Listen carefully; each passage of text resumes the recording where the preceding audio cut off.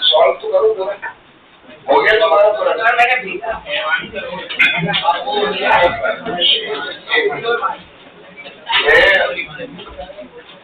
आप लोग सॉल्व करो, मैं एक्सेल शीट भेजूंगा, उसमें अपने डाउट्स डालो, ठीक है? उसमें से मैं सेलेक्ट द गुड क्वेश्चंस और वो क्वेश्चन क्लास में, ठीक है? चलेगा क्या? अभी लोग तो रैंडम होगा, मतलब अभी लूंगा तो क्या होगा? रैंडम होगा। रैंडम मतलब अभी जैसे मैंने 4 क्वेश्चन पूछे, तय हो गए, फिर उसको अभी 2 दिन बाद वापस ये भी बोलेगा, ये बोलेगा, तो रैंडम हो जाएगी। तो बेस्ट फिर ये रहता है कि भाई आप जो क्वेश्चन डालो उसमें से मिल सके तो कुछ, अभी मैंने सोल्यूशन भेज दिया है, भेजा ना? क्या कल तो उसे बोल के गया और मैंने भिजवाया, सोल्यूशन भेज दिया है। तो एक बार के लिए आप जो है चेक करो, जो क्वेश्चन नहीं आया उसका जो है क्या कर लो, टेक्स्ट सोल्यूशन रीड करो, क्या पता छोटा सा एक ग्लिच हो आपको आ रहा हो और आपको हिंट मिल जाए और आप आराम से सॉल्व कर पाओ, ठीक है ना? तो अननेसेसरी हमारा क्लास में टाइम जो है उसमें वेस्ट नहीं होगा। तो इसीलिए मैंने सोल्यूशन भिजवाया, उसी दिन तो भिजवाया मैंने भाई बोल के, ठीक है ना? उसी दिन आया सोल्यूशन, पूरा आया, एक मॉड्यूल का नहीं, उसको सेव करके रखो, उस लिंक को स्टार मार्क करके रखो, उसमें जितने भी मॉड्यूल्स हैं सबका सोल्यूशन है उसके अंदर, ठीक है ना? टोटल सोल्यूशन है, आप हवा ही नहीं आते लोगों को, ठीक है? तो उसमें आप क्या करो, पहले चेक करो। अभी कल में या फिर आज ही मैं जो है लिंक भेज दूंगा, पर उससे पहले आप उसमें वो रैंडम डाउट मत डालना, जो आपको नहीं आया टेक्स्ट सोल्यूशन में देखो, उसमें रीड करो, अगर उससे समझ गया तो बहुत अच्छी बात है, उसके बाद भी नहीं समझा तो फिर जो है हम लोग लेंगे क्लास, समझ में आया आपने? तो वो क्या होंगे कि नंबर्स थोड़े ऐसे होंगे कि एक लेक्चर में हम कवर कर पाए, ठीक है? तो वो एक कंप्लीट हमारे को करना है, ठीक है ना? ये एक काम हम लोग करके रखेंगे, तो ये ताकि हम अगले वीक में किसी भी दिन जो है उसका एक सेशन जो है हम लोग प्लान करेंगे, ठीक है? वो देखेंगे, अगर टाइम हुआ तो अगर मेरे को ऑनलाइन सेट हो रहा होगा तो मैं ऑनलाइन ले लूंगा आपका और बीच का दोनों का एक साथ, या मैं रिकॉर्ड करके दे दूंगा, या फिर हमारा जो ऑफलाइन लेक्चर होता है उसी में, ठीक है? तो हम लोग अभी अननेसेसरी ड्रैग नहीं करते चैप्टर। चलिए, will start with the new chapter. Chapter name is work, power, energy.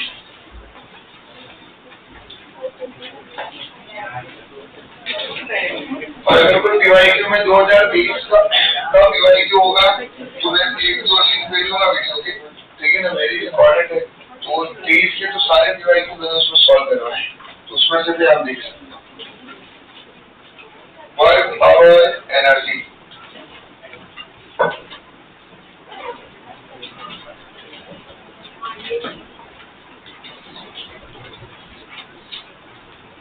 Chapter name is work, power, energy.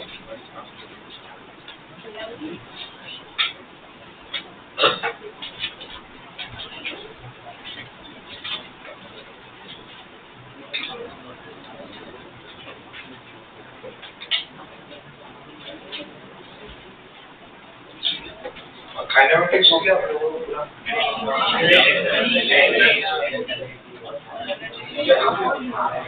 देखिए, वर्क, पावर, एनर्जी में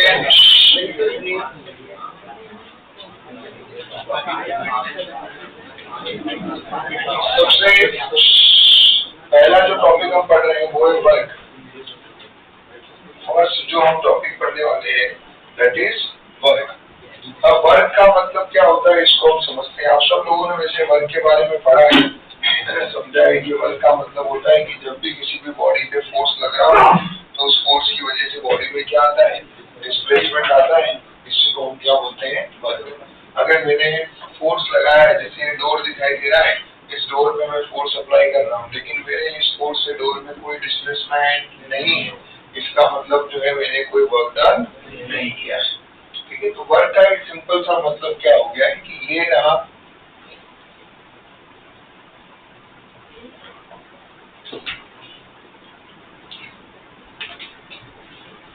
मास m है, ठीक है, और इस पे फोर्स लगाया मैंने मान लो F, और इस फोर्स की वजह से ये बॉडी डिस्प्लेस कर रही है इस डायरेक्शन में F। This is angle theta, और ये फोर्स का कंपोनेंट आएगा that is F cos theta, जो बॉडी को पुश करवा रहा है। तो अगर मैं सिंपल टर्म में बोलूं वर्क का मतलब क्या है, कि भाई अभी मुझे बताओ कि आइडियली अगर मैं इस फोर्स की बात करूं जिसको मैंने रिजॉल्व किया है, एक आ रहा है F cos theta, F sin theta, कौन सा कंपोनेंट जो है वो बॉडी को डिस्प्लेस करवा रहा है बताओ, कौन सा करवा रहा है F cos, है ना। तो यहाँ पर अगर हम बात करें वर्क का मतलब क्या हो गया, force component of force in the direction of displacement into displacement बरोबर लिखा मैंने।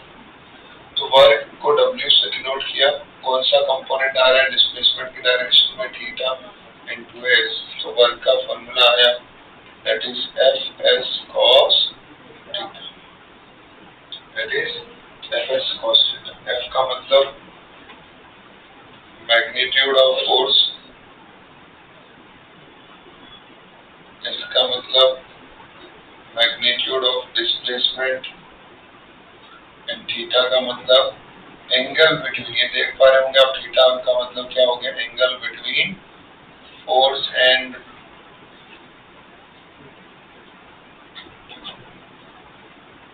डिस्प्लेसमेंट, और W मतलब हमारा क्या हो गया है, वर्क। वर्क कौन सी क्वांटिटी है, scalar quantity. Work is which quantity, scalar quantity, हमेशा याद रखना।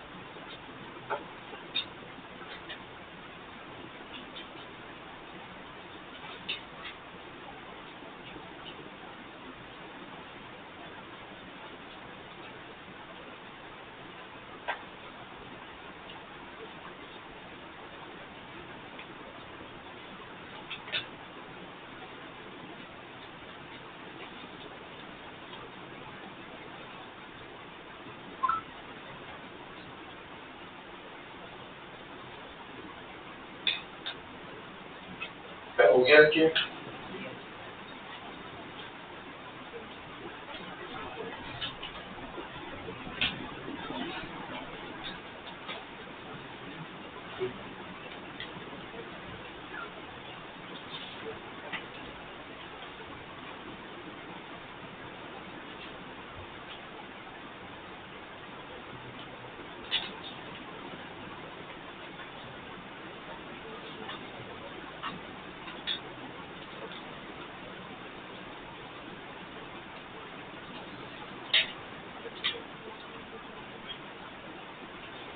वर्क का एक फॉर्मूला हम लोगों का आ गया that is F S cos theta. अगर अब यहाँ पे हम कुछ इंपॉर्टेंट पॉइंट लिखते हैं कि यहाँ से अगर मुझे वेक्टर फॉर्म में लिखना है,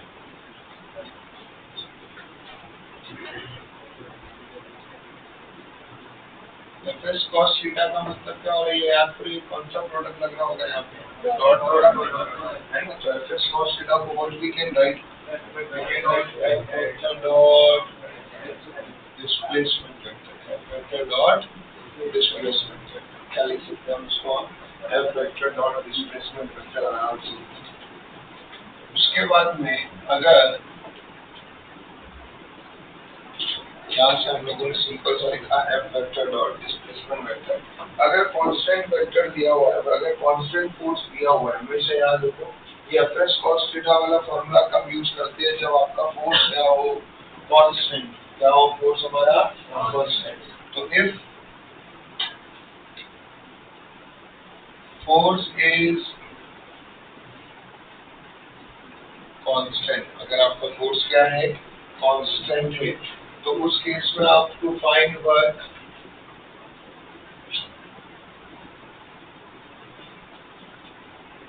use W equal to F S cos theta.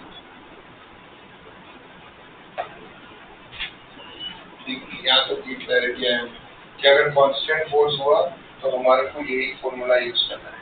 अगर मान लीजिए हमारा फोर्स वेरिएबल हुआ, क्या हुआ फोर्स हमारा वेरिएबल, अब वेरिएबल फोर्स में क्या करेंगे, कांस्टेंट फोर्स हुआ तो क्लैरिटी है ना। अगर वेरिएबल फोर्स हुआ तो उस केस में क्या करेंगे, देखिए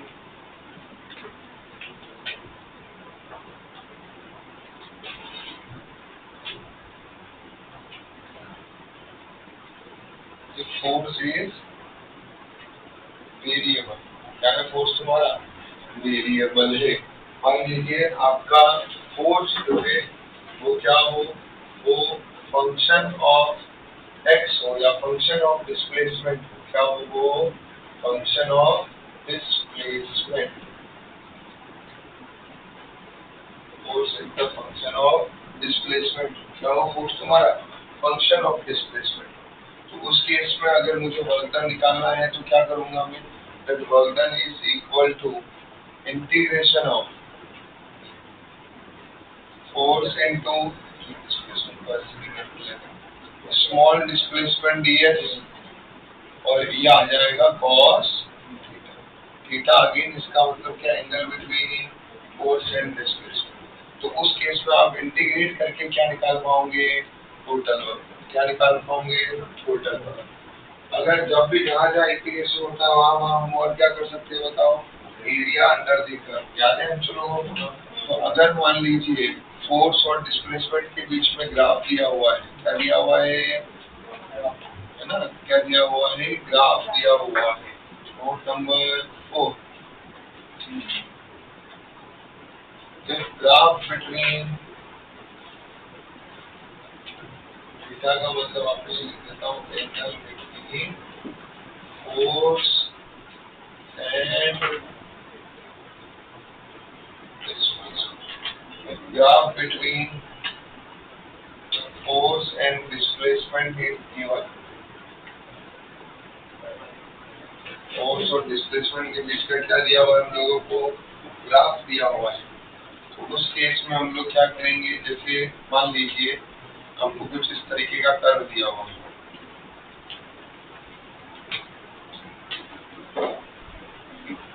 उस कर्व के अंदर में जो एरिया है वो एरिया आपका क्या होता है वर्क डन। उस कर्व के अंदर में जो एरिया है वो एरिया क्या होगा वर्क डन। तो वो जो वर्क है वो क्या होगा, एरिया अंडर दी, या एक आपने कैलकुलस अप्रोच में पढ़ लिया है ना, ग्राफ वाला सीरीज। तो उस कर्व के अंदर में जो एरिया होता है वो एरिया आपको क्या देता है, वर्क डन देता है। तो वर्क डन जो है वो क्या होगा, एरिया अंडर दी फोर्स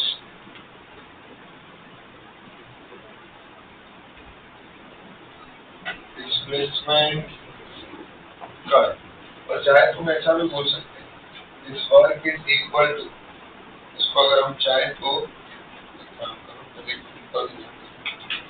ये ऐसा एरिया भी दिया हुआ है, या फिर ऐसे फोर्स दिया हुआ, तो इस कर्व के अंदर ना दूसरा एग्जाम्पल दोनों लिखेंगे, कट मत करो। इस कर्व के अंदर में ये कर्व दिख रहा है हमारा, तो ये कर्व और डिस्प्लेसमेंट एक्सिस, कौन सा एक्सिस, इनके बीच में जो भी क्लोज्ड एरिया आ रहा है वो आपका वक्र है, तो वो एरिया लेना है। तो एरिया हमेशा कौन सा लेना पड़ता है, एरिया लेना पड़ता है बिटवीन, देखिए आपने, आप किसके रिस्पेक्ट में इंटीग्रेट कर रहे हो, इसके रिस्पेक्ट में इंटीग्रेट कर रहे हो, डीएस के रिस्पेक्ट में, डीएस मतलब डिस्प्लेसमेंट, तो आपको हमेशा क्या करना है, कर्व और डिस्प्लेसमेंट के बीच का एंगल लेना है। मान लीजिए आप फोर्स के रिस्पेक्ट में इंटीग्रेट कर रहे होते, तो आप क्या करते, कर्व और फोर्स के बीच में जो एरिया आ रहा है, फोर्स एक्सिस के बीच में जो एरिया आ रहा है वो लेंगे। ये समझ में आई आप लोगों ने, जो है मैंने आपको वो इंटीग्रेशन में, मैंने इंटीग्रेशन का एप्लीकेशन बताया था कि भाई अगर हम इंटीग्रेशन ऑफ y dx कर रहे हैं तो हम कर्व और x एक्सिस के बीच का एरिया लेते थे, इंटीग्रेशन ऑफ x dy कर रहे हैं तो कर्व और y एक्सिस के बीच का एरिया लेते हैं। तो ये आई थिंक किसी को कंफ्यूजन नहीं है, यहाँ हम डिस्प्लेसमेंट के रिस्पेक्ट में इंटीग्रेट कर रहे हैं, तो डिस्प्लेसमेंट और कर्व के बीच में area between curve and displacement axis, area between curve and displacement axis, curve और डिस्प्लेसमेंट एक्सिस के बीच का हमें एरिया लेना है। यहाँ तक क्लैरिटी है। अब जैसे एक और एग्जांपल था हमारा, तो ये वाला जो एरिया है, ये एरिया मेरा किसके इक्वल हो गया, वर्ग। जैसे अभी मान लो ये एरिया लिया हमने, तो ये वाला एरिया और ये वाला, ये एरिया नेगेटिव में, ये पॉजिटिव में होगा, ये नेगेटिव में आएगा, है ना, और जैसा भी आया हमें लेना है, ये एरिया A1, ये एरिया A2, तो तेरा वर्ग जो है वो क्या होगा, एरिया 1 प्लस एरिया 2। ठीक है, लिख दो फटाफट।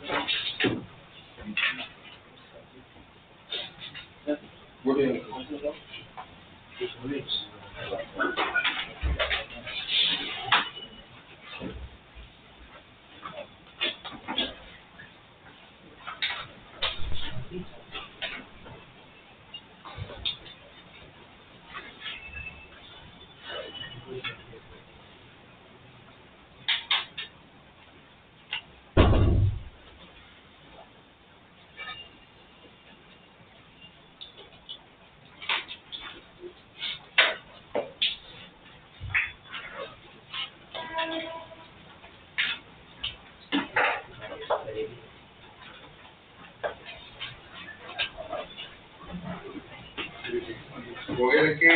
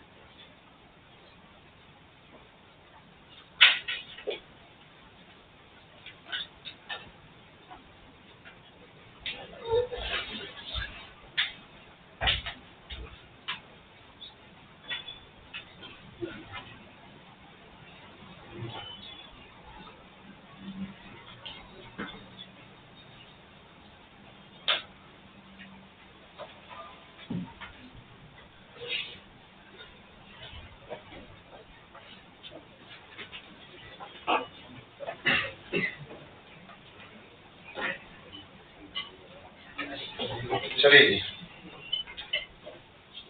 आगे बढ़ते हैं हम लोग। अब अगला जो हमारे पास में, यहाँ तक तो क्लैरिटी आया हम लोगों को, ठीक है। एक और थियरम होती है जिसको मैं बहुत सारी चीजें मैं एक साथ में इसमें छोटे छोटे पॉइंट में कवर कर रहा हूँ, फिर मैं उसको जो है हम हर पे एक हर टाइप को एक और पकड़ेंगे और एक साथ उस पर डिस्कशन चालू करेंगे।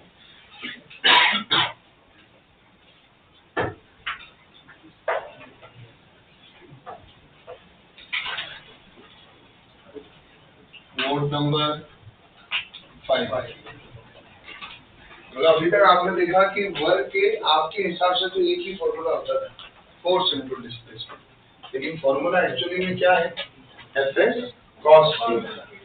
फिर आपको समझ में आया कि यार अगर मेरे पास में वेरिएबल फोर्स होगा तो मुझे एफएस कॉस थीटा नहीं लगाना, मुझे क्योंकि वहाँ डिस्प्लेस फोर्स जो है मेरा किसका फंक्शन है, डिस्प्लेसमेंट का, तो वहाँ मैं कौन सा यूज करूंगा, integration approach.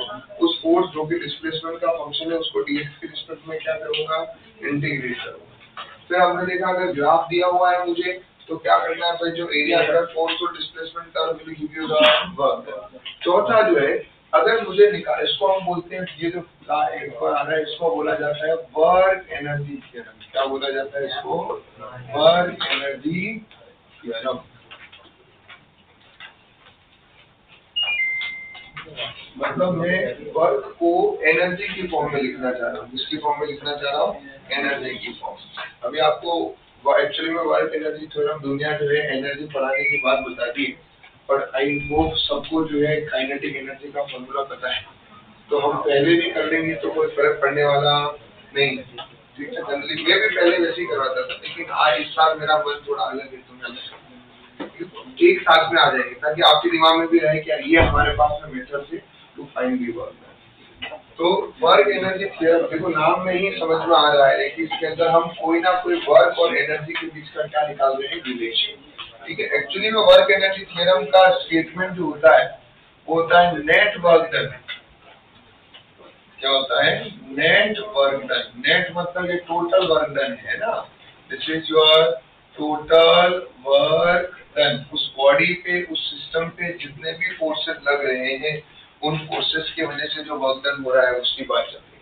Total work done is equal to change in kinetic energy. क्या है formula, total work done equal to change in kinetic energy. Change in kinetic energy से क्या समझ में आता है, final kinetic energy minus initial kinetic energy. क्या आता है, final kinetic energy minus initial kinetic energy. Final kinetic energy minus initial kinetic energy. अब ये कैसे आया भाई ये स्टेटमेंट, है ना, इसको अगर हम फॉर्मूले की फॉर्म में लिखना चाहें तो भी लिख सकते हैं। क्या फॉर्मूला आएगा, that is half M B square minus half M U square. अभी आया कैसे फॉर्मूला, इसको हमें समझना है।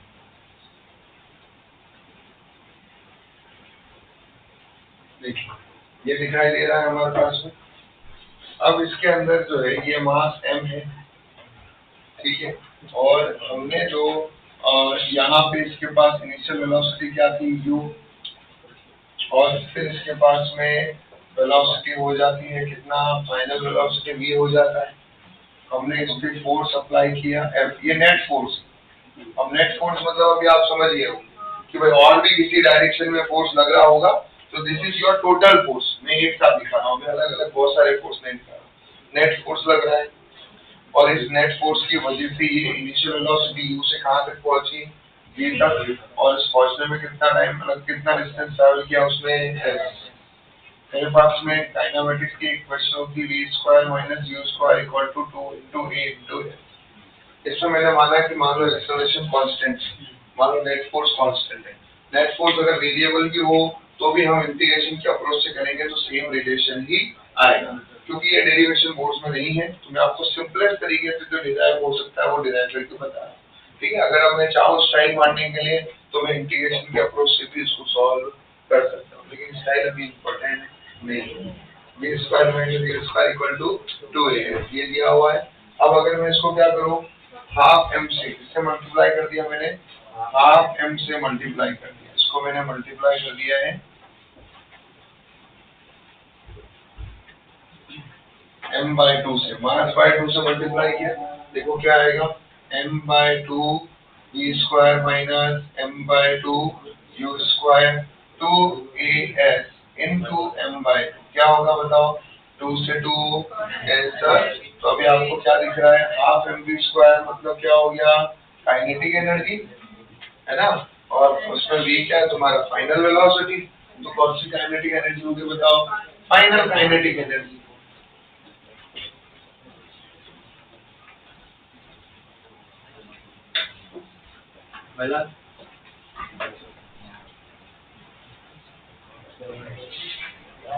That is final kinetic energy minus initial kinetic energy equal to m into a into s। ठीक है। मास इंटू एक्सेलरेशन को हम क्या बोलते हैं? Force into displacement equal to final minus force into displacement को क्या बोल दिया जाएगा? वर्क।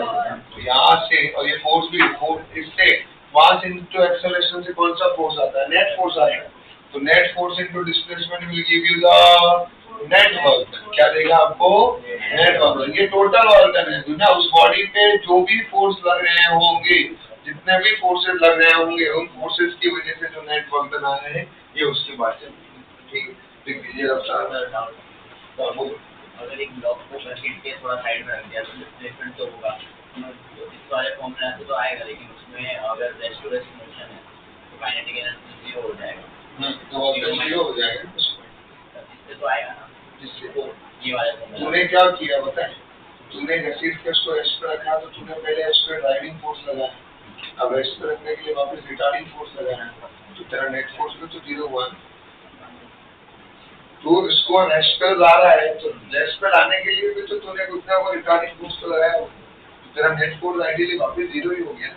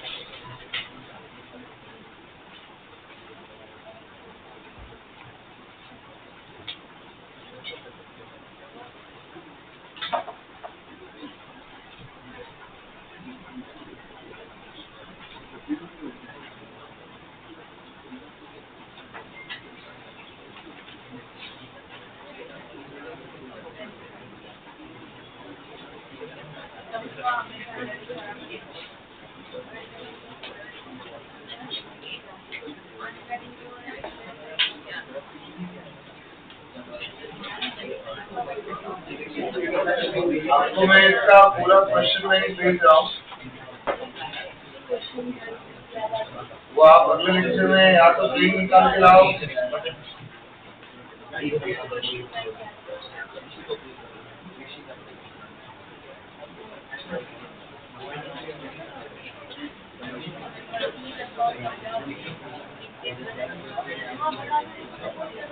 ठीक है, या तो ब्रेक निकाल के लाना।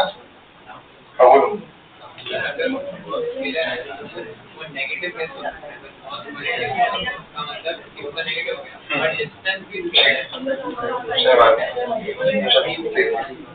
चलिए, भी एक बहुत अच्छा क्वेश्चन पूछा है इसने, तो आगे बढ़ते हैं हम लोग।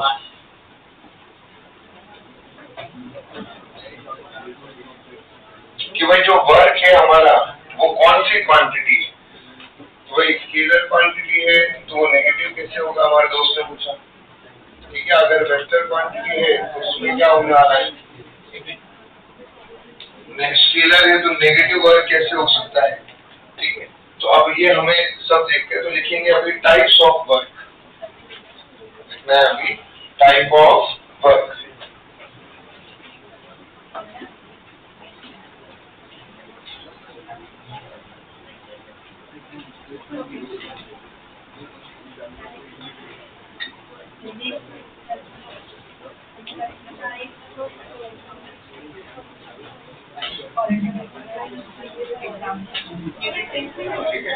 इसको हम टाइप ऑफ वर्क बोल सकते हैं या नेचर ऑफ वर्क डन पे बोल सकते हैं, तो ब्रैकेट में लिख देना नेचर ऑफ वर्क डन।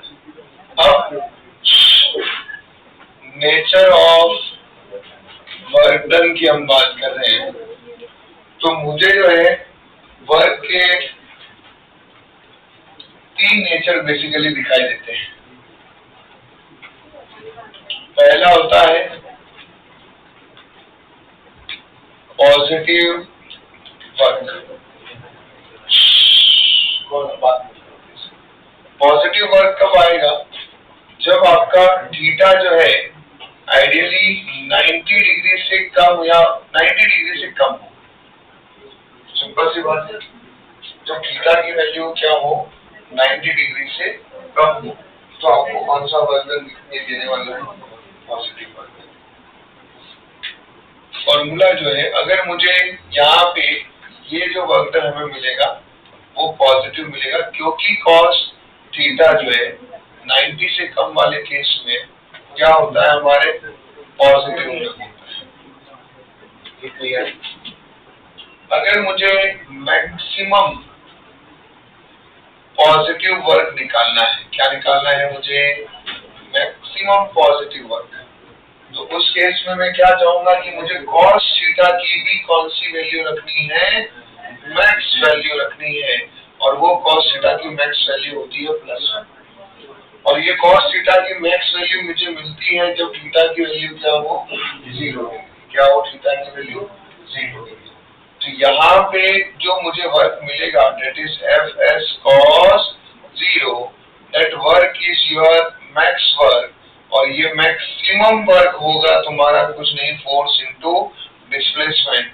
और इसमें हम बोलेंगे फोर्स और डिस्प्लेसमेंट दोनों एक दूसरे के क्या है, force and displacement both are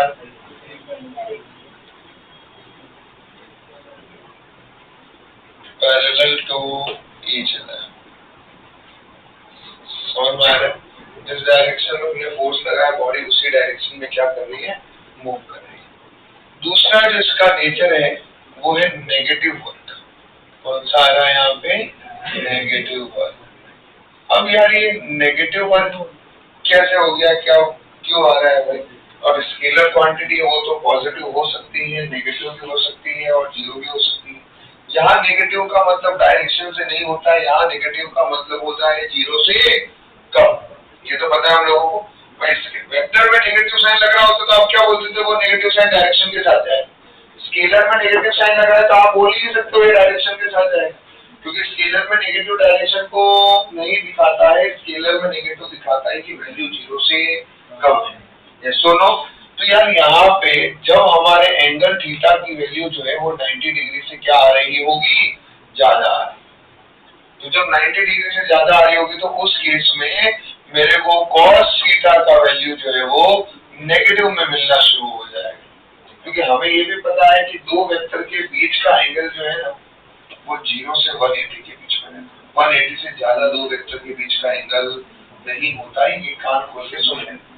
angle between two vector is always lie between the 0 to 180. 180 से ज्यादा कभी भी हम दो वेक्टर के एंगल को बोल नहीं सकते है ना। हमेशा वो आप जब निकालते हो दो वेक्टर के बीच का एंगल टेल से टेल मिलाने का उस टाइम जब टेल से टेल ज्वाइन करते हो तो हमेशा स्मॉलर एंगल लिया जाता है, 0 से 180 के बीच का एंगल लिया जाता है। तो 0 से 90 के बीच वाला जो है वो पॉजिटिव दे रहा है, 0 से 90 से 180 के बीच वाला जो है cos थीटा नेगेटिव दे रहा है, और उस केस में मुझे जो वर्क मिलेगा वो भी कौन सा मिलेगा, नेगेटिव। और ये जो होगा इस नेगेटिव, अगर मुझे मिनिमम वर्क निकालना है, क्या निकालना है मुझे, मिनिमम वर्क। क्या मिनिमम वर्क कितना हो सकता है, तो मैं cos थीटा की भी क्या निकालना चाहूंगा, मिनिमम वैल्यू। और cos थीटा की मिनिमम वैल्यू कितनी होती है, -1। और यहाँ पर थीटा कितना आएगा, 180। यहाँ पर जब हम वर्क का मिनिमम वैल्यू लिखना चाहेंगे दैट इज Fs cos 180, तो यहाँ मुझे वर्क डन उल्टा क्या मिलेगा, नेगेटिव में मिलेगा। तो ये नेगेटिव वर्क V1 में हमें कहाँ मिलने वाला है, friction force. Work done due to friction force will give you the negative work. Negative work मतलब वो तेरी एनर्जी बढ़ाएगा नहीं, वो तेरी एनर्जी घटाएगा। समझ में आ रहा है, नेगेटिव वर्क से मतलब क्या हो रहा है कि वो तेरी एनर्जी को क्या करेगा, कम करने वाला है। उसी को क्या बोलते हैं हम, नेगेटिव वर्क। पॉजिटिव वर्क का मतलब वो तेरी एनर्जी को बढ़ा रहा है, नेगेटिव मतलब क्या हो रहा है, वो तेरी एनर्जी को घटा रहा है। क्लियर। तो नेगेटिव वर्क का एग्जांपल होता है work done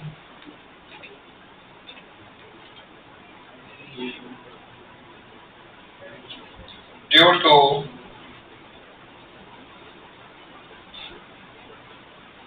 friction force.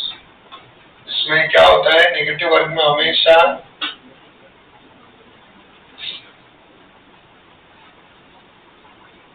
Force और डिस्प्लेसमेंट क्या होते हैं, एंटी पैरेलल होते हैं।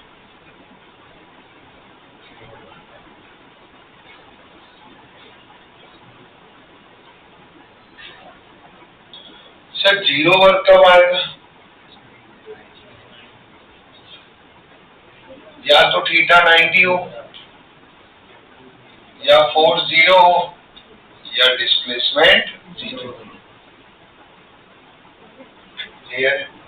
जैसे मान लो हमने एक बैग को ऐसे उठाया, पकड़ के हम ऐसे चल रहे हैं, मानो हम कुली बन गए, हमने बैग को उठाया और हम ऐसे चल रहे हैं। अब मैंने फोर्स किधर लगाया, बैग किधर लगाया, डिस्प्लेसमेंट किधर हो रहा है बैग का, कितना एंगल है, बर्डन कितना हुआ, तो कुली को पैसे देने की जरूरत, जब उस आदमी ने काम ही नहीं किया है तो हम पैसे किस बात के, क्लियर हो गया।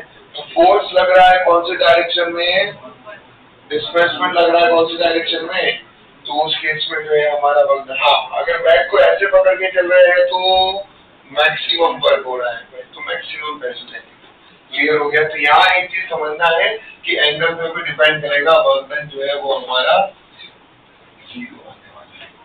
ठीक है, बिल्कुल फटाफट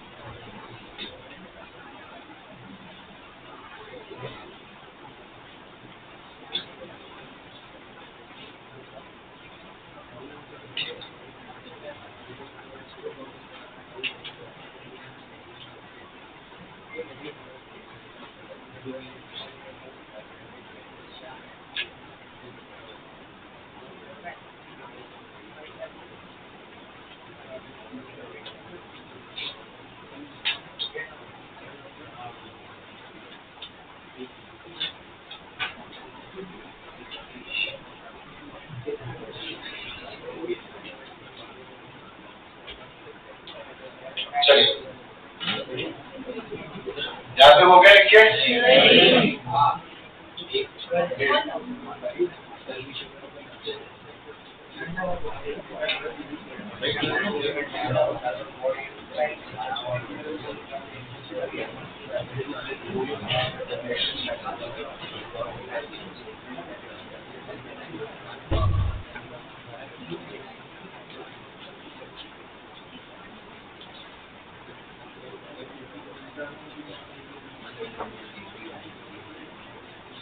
देखिए एक क्वेश्चन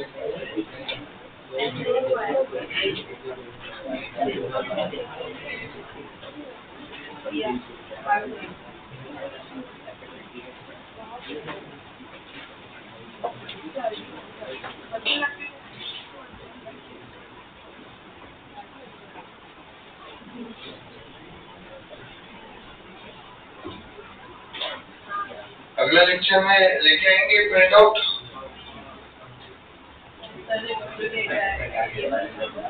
PDF भेजता हूँ मैं। वो प्रैक्टिस के लिए क्वेश्चन देंगे, उसमें से होमवर्क भी देंगे और क्लास में से भी कुछ क्वेश्चन उसमें से करा देंगे, ठीक है। अपार्ट फ्रॉम द मॉड्यूल जो है एक एक्स्ट्रा आपको प्रैक्टिस होगी। उसके बाद वो लेवल 1 है, उसके बाद अगर आप बोलोगे मुझे और चाहिए तो मैं और दे दूंगा, वो दे दूंगा। अरे वो सॉल्व लॉज ऑफ मोशन में भी जिसको लगे कि सर मुझे और क्वेश्चंस की प्रैक्टिस करनी, मेरा हो गया मॉड्यूल सॉल्व करके, तो आप मुझे बोल देना, मैं आपको भी या फिर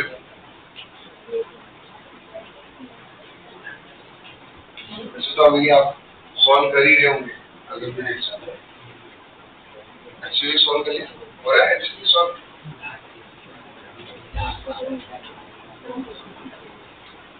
सपोर्ट्स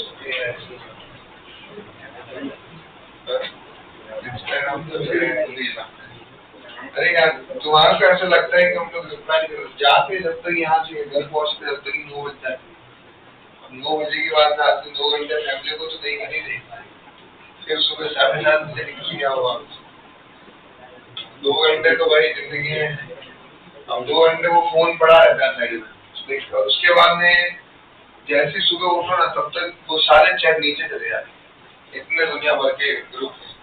अगर मान लो एक रील जो टी-शर्ट में डाला है तो सब ग्रुप पे डाला है, तुम्हारे लिए एक ग्रुप है, हमारे लिए तो जो कितने ग्रुप होंगे बीआई के कम से कम 10 सबसे ग्रुप बन रहे हैं, तो कम से कम 150-200 ग्रुप होंगे, ठीक है। अब वो इतने ग्रुप है कि कहाँ चला जाता है कोई भी चैट तो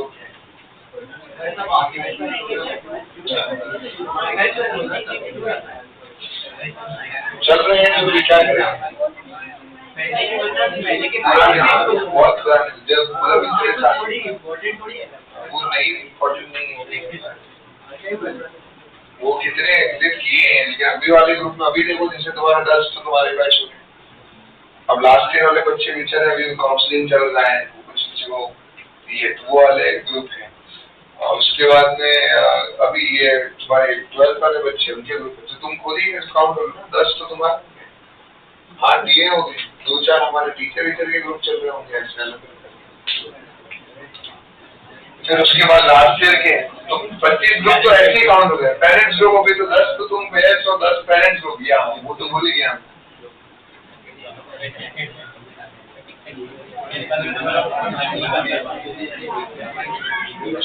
और फिर दिन में एक बच्चा मैसेज नहीं करता है ना, अभी हर बच्चा मैसेज करेगा, अभी कोई बोल रहा है कि सर मैं बीमार हो गया हूँ नहीं आऊंगा तो चल, तो प्राइम टाइम क्या है आपको? प्राइम टाइम नो टाइम, और यहाँ यही class is the prime time, यहाँ क्लास में आके पूछा है, चलिए।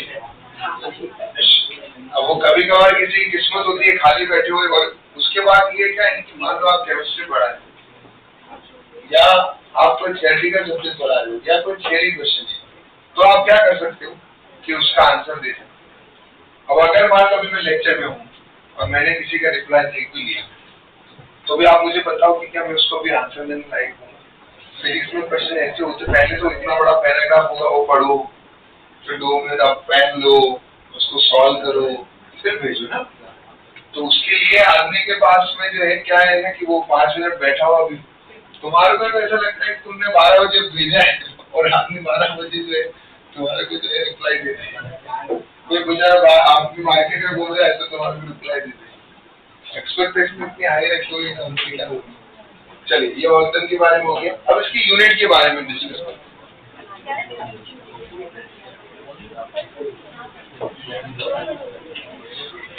अब यूनिट जो है वो कौन कौन सी होगी। सबसे पहली यूनिट जो है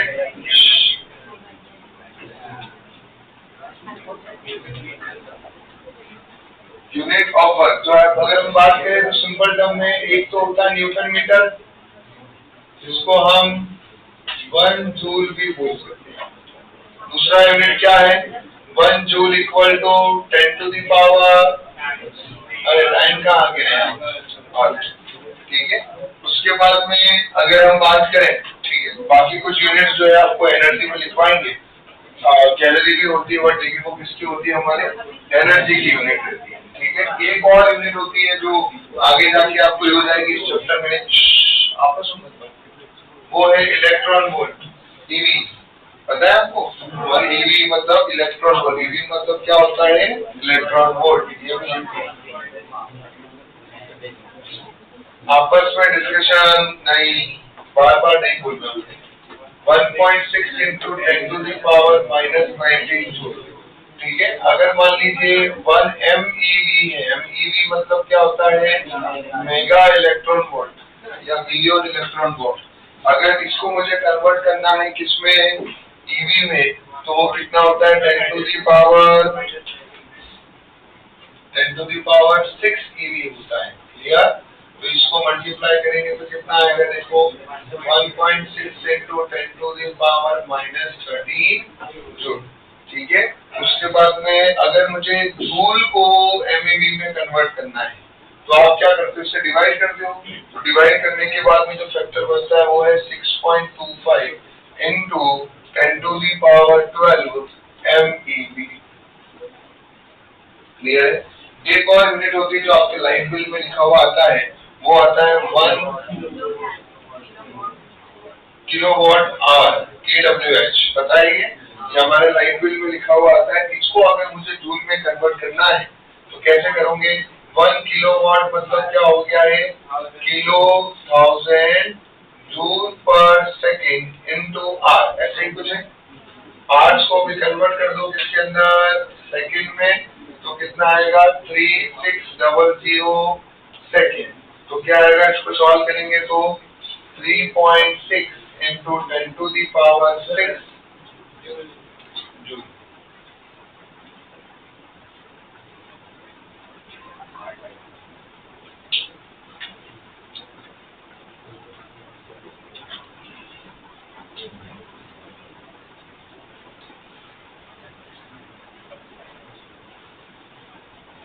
चलो अब लिखो एक question.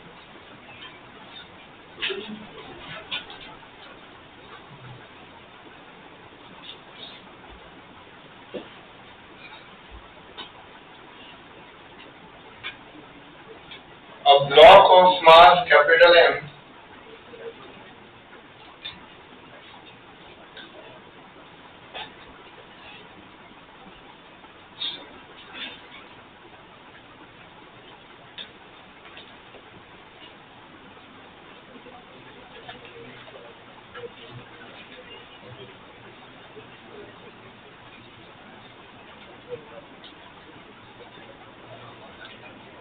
a block of mass capital M is pulled along a horizontal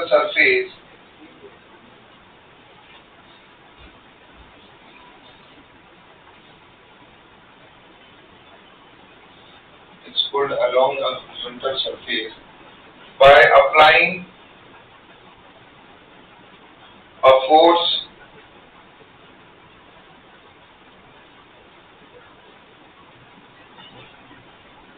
at an angle theta.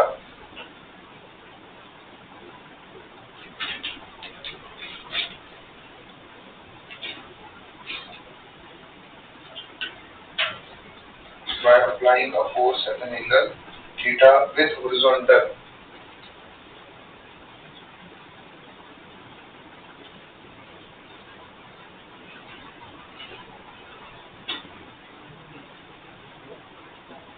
with horizontal. The coefficient of friction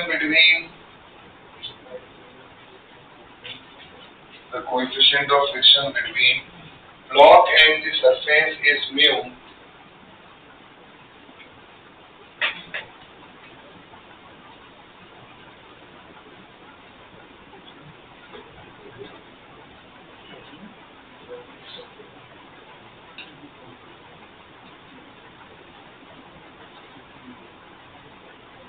If the block travels with uniform velocity,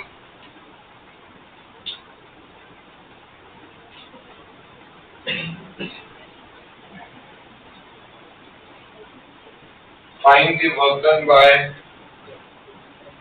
the block travel with uniform velocity. Find the work done by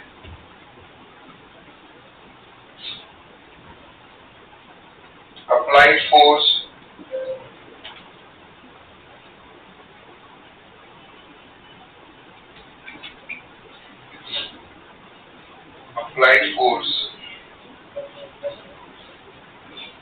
during a displacement d of the block.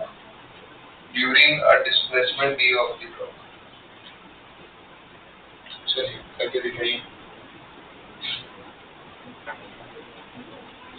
During a displacement d of the block.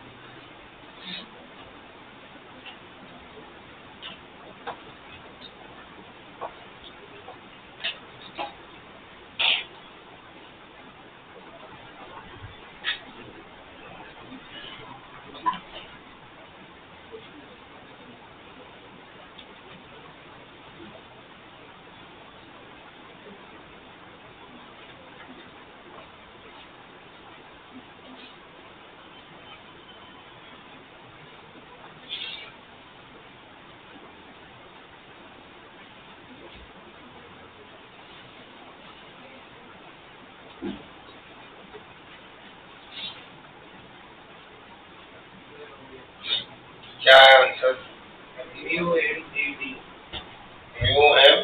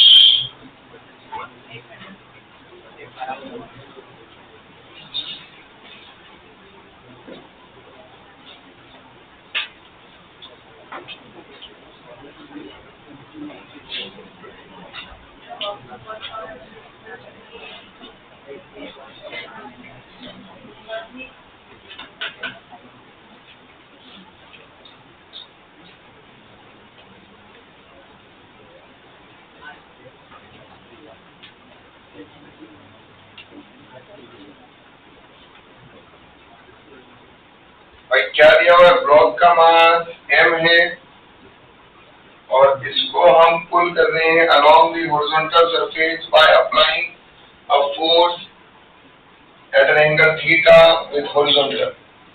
Coefficient of friction between the block and the surface is mu. The block travel with uniform velocity. Find the work done by this applied force. मतलब यहाँ पे हमने एक force apply किया है, लेकिन वो हमने फोर्स अप्लाई किया था कितने एंगल पे? Theta angle. तो हम सब लोगों के प्यारे दोस्त पूरा फ्रिक्शन और लॉज ऑफ मोशन पढ़ने के बाद भी जल्दबाजी में जो है और जोश में जो है गलती कर रहे हैं, वो भी आंसर वैसे गलत है. ये भी आंसर गलत है. अब सबसे पहले ध्यान से देखो, अगर ऑप्शन आया तो आपने जो निकाला है वो ऑप्शन उसका आंसर नहीं है. तो थोड़ा सा ध्यान से समझेंगे हो क्या है. योर अप्लाइड फोर्स इज, इसको रिजॉल्व किया,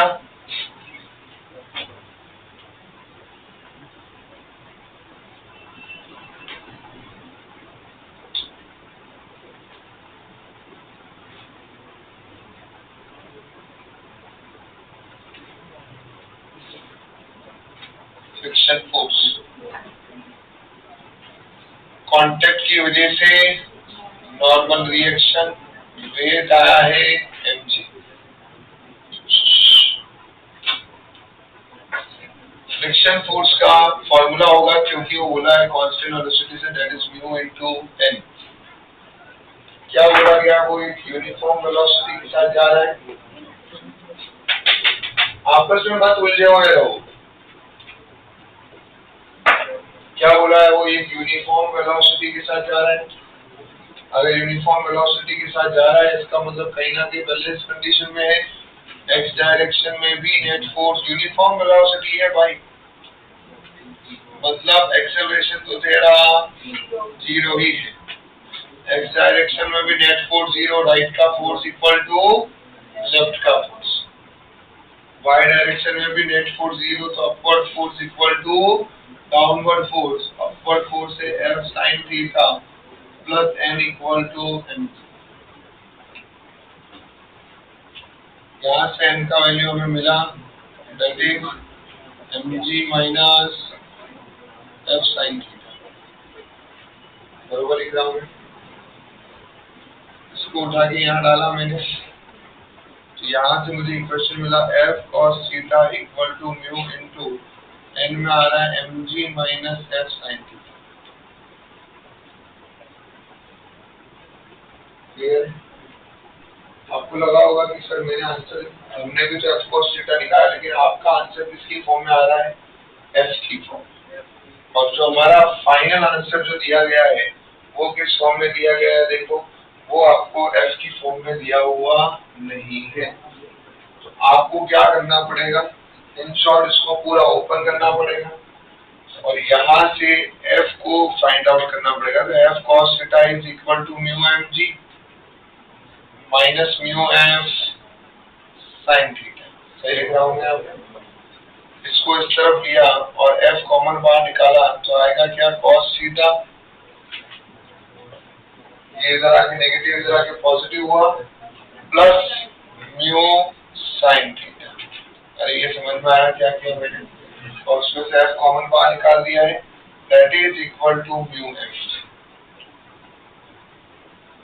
और यहाँ से f का वैल्यू जो मुझे मिला है, दैट f का value is mu mg upon cos theta plus mu sign.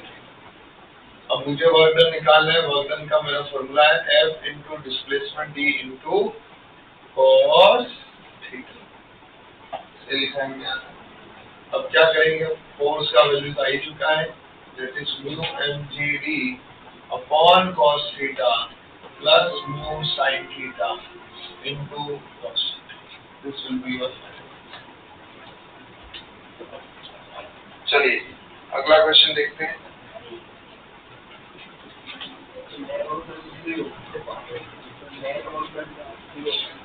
Network का जीरो होगा, यस। इसलिए यहाँ बोला नहीं है नेटवर्क, यहाँ क्या बोला, work done due to the applied force. क्या पूछा है उसने, work done due to the applied force जो है ये हमसे पूछा गया है। चलिए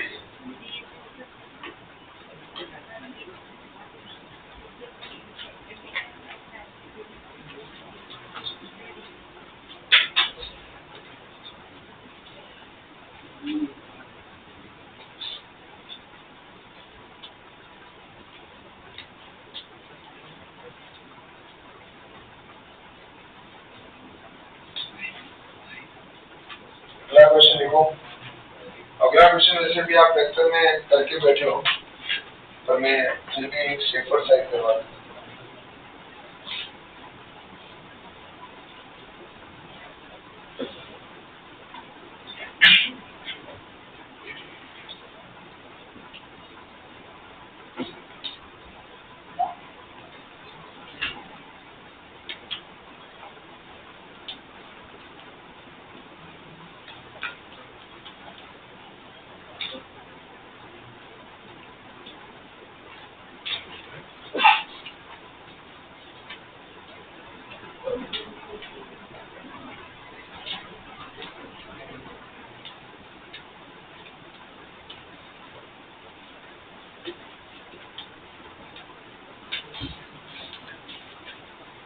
चलिए देखिए अगला question.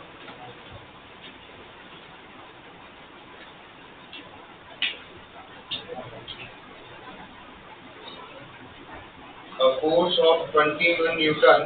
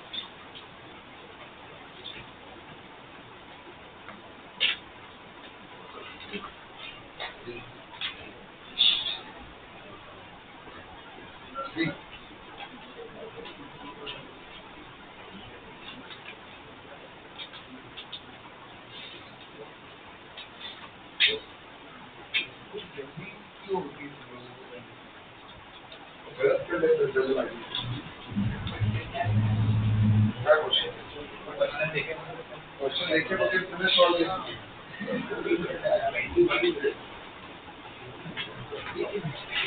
21 Newton force of 21 Newton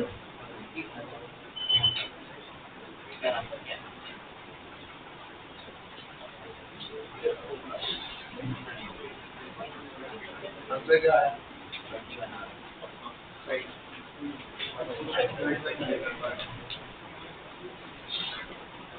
कैसे किया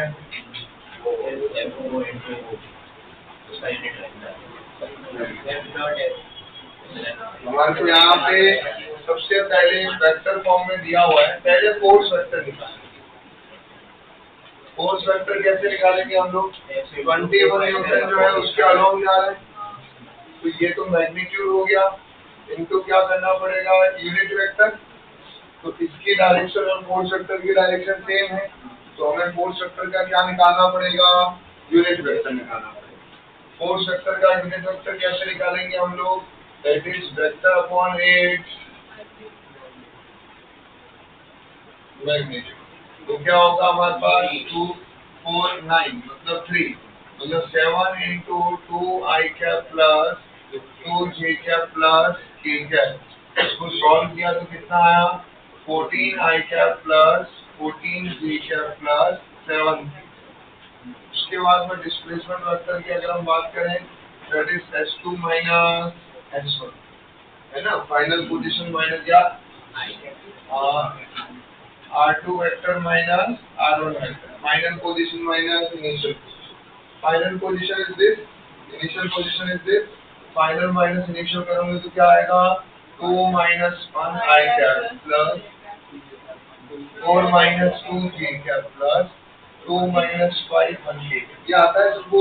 A से अगर B की तरफ गए तो पोजीशन वेक्टर क्या होता है AB वेक्टर और एबी वेक्टर कैसे निकाला जाता है? b minus a, b minus a कर रहे हो तो b के x माइनस b का a का x है ना, इस तरह से हमने करके x वेक्टर ये डिस्प्लेसमेंट मिला, that is i cap plus 2 j cap minus 3 k cap.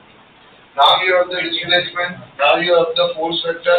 आपको वर्क डन निकालना है तो फोर्स वेक्टर का डॉट प्रोडक्ट करेंगे डिस्प्लेसमेंट के साथ, you will get the answer. Clear हुआ कि नहीं हुआ? क्या ये क्लैरिटी आया? यहाँ पे हमारे को पोजीशन दिया हुआ था, ये रहा ए पोजीशन, ये रहा बी पोजीशन, तो आपको डिस्प्लेसमेंट निकालना है तो आपको क्या करना पड़ेगा? एबी वेक्टर निकालना है। एबी वेक्टर कैसे निकालते हैं? b माइनस a, ठीक है। और बी वेक्टर कैसे मिलेगा? ये जो वेक्टर दिया हुआ है कोऑर्डिनेट्स, उससे वेक्टर लिख दो, 2i cap plus 4j cap minus 2 k cap minus of A vector क्या है? 1i cap plus 2j cap plus 5k cap, और यहाँ से सब्ट्रैक्ट करके वो गेट दिया, ठीक है। अरे आया ना?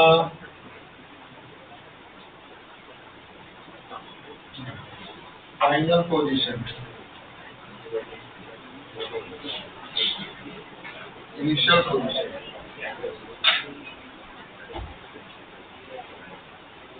क्या आंसर आ रहा है इसका?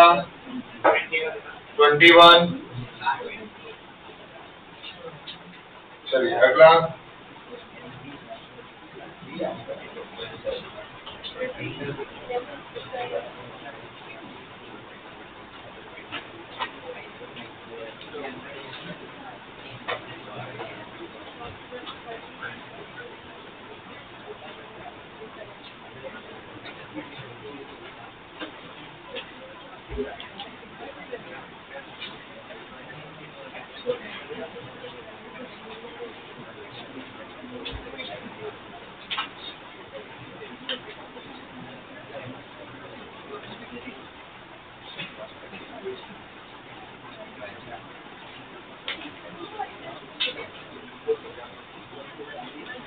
चलिए नेक्स्ट लिखेंगे।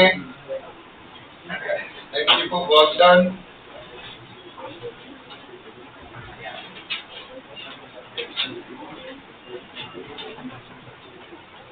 डिपेंड्स ऑन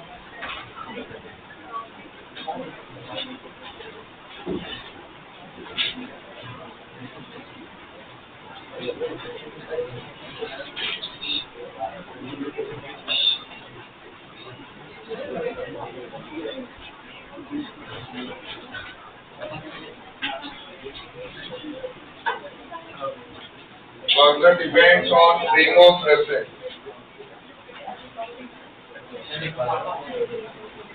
वर्क किस पे डिपेंड करता है? हमारे फ्रेम ऑफ रेफरेंस पे। ये फ्रेम ऑफ रेफरेंस से क्या समझ में आ रहा है? देखो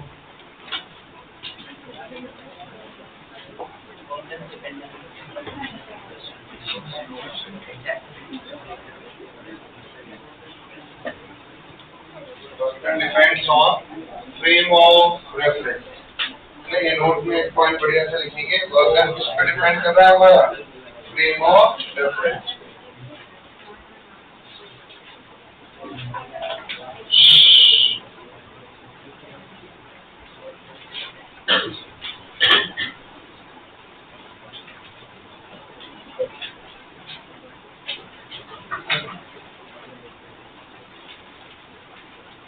अब मान लीजिए ये रहा एक ब्लॉक, ये रहा मान लीजिए बस है, और बस के अंदर एक ये रहा ब्लॉक जिसका मास कितना है? m।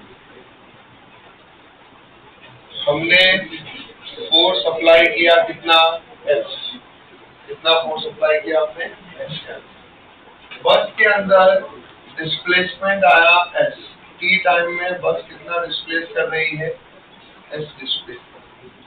इस फोर्स की वजह से ब्लॉक में डिस्प्लेसमेंट आया, मान लो ये डिस्प्लेसमेंट ऑफ ब्लॉक, ये यहाँ से यहाँ तक, जितने टाइम में ये यहाँ से यहाँ तक पहुंचा, शायद उतने टाइम में बस ने कितना डिस्प्लेसमेंट ट्रैवल किया है?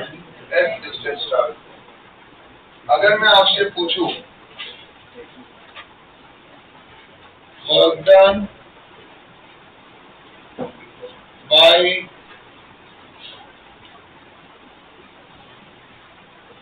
अप्लाइड फोर्स, क्या पूछा मैं, work done by the applied force.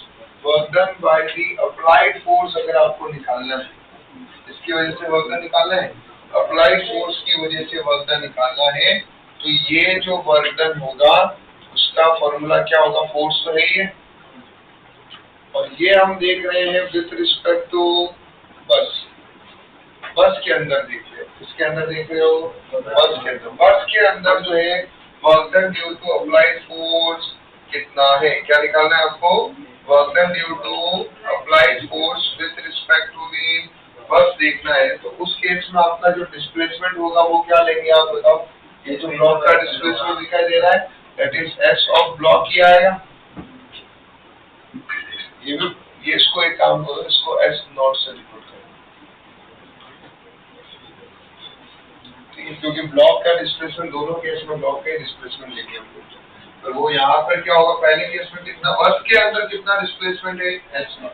तो एस नॉट का मतलब क्या हो गया, that is displacement of block S with respect to bus. और ऑब्वियसली फोर्स और डिस्प्लेसमेंट दोनों सेम डायरेक्शन में जा रहे हैं, तो ये आएगा आंसर एफ एस। अगर अब मुझे वर्क डन निकालना है,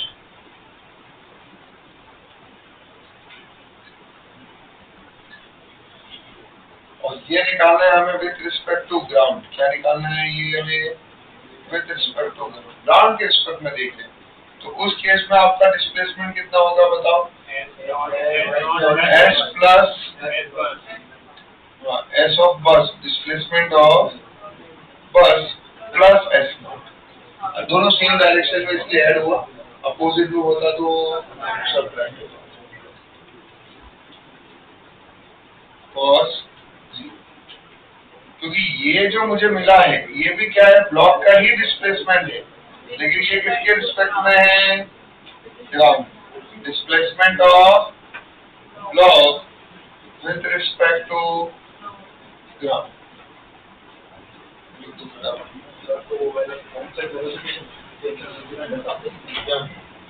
बस किससे भी चल रही हो उससे अपने को क्या दिक्कत। तो मैंने इसीलिए तो बोला नेट फोर्स वर्क डन थोड़ा बोला, मैंने क्या बोला, work done by the applied force. जो मैंने फोर्स लगाया मैं उसका वर्क डन पूछ रहा हूँ, मैं आपसे टोटल वर्क डन नहीं पूछ रहा।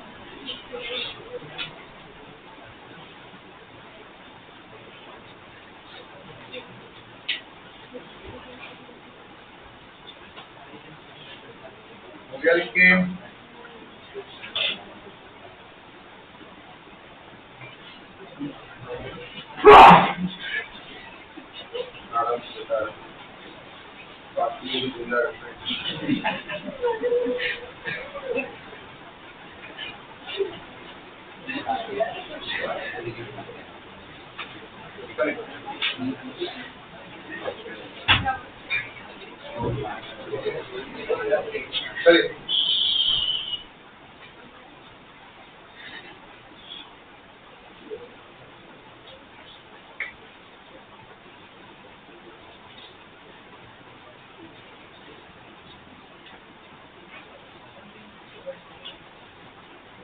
अगर डिस्प्लेसमेंट नहीं दिया होगा, एक्सेलरेशन दिया होगा बस का, तो आप डिस्प्लेसमेंट कैसे निकालोगे? F equal to ut plus half L square. ठीक है,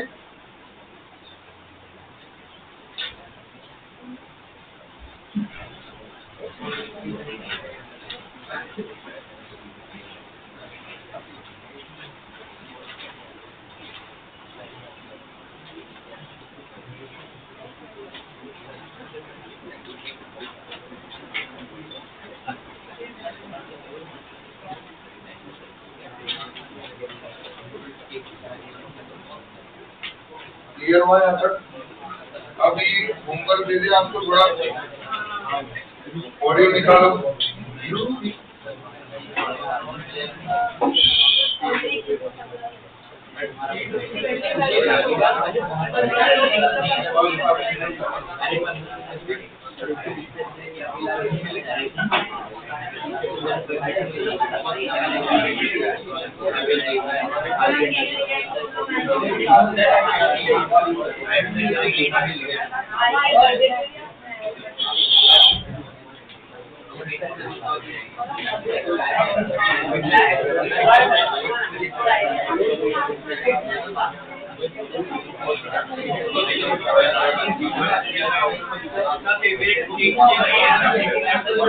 आपका फेवरेट केक कौन सा है? अरे एक बताओ। सारे प्रोफेसर का